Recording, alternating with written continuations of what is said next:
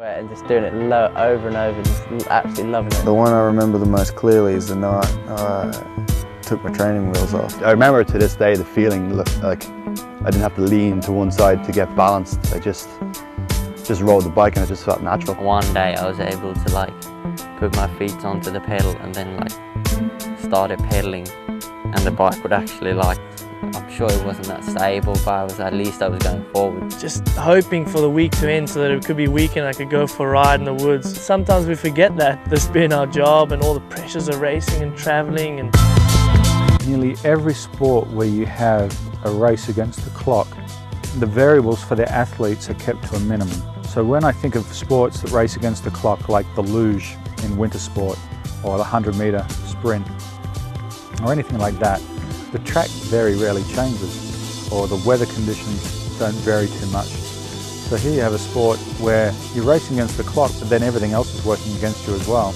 Picture an Olympic sprint runner in full flight. Now picture him trying to juggle while memorizing a complex sequence of numbers, and you'll begin to see the complexities involved in the sport we are talking about.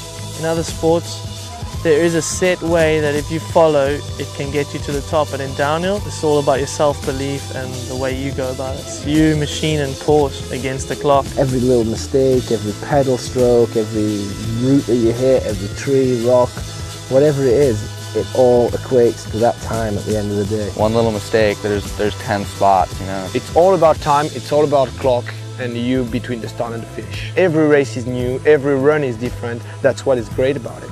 Downhill is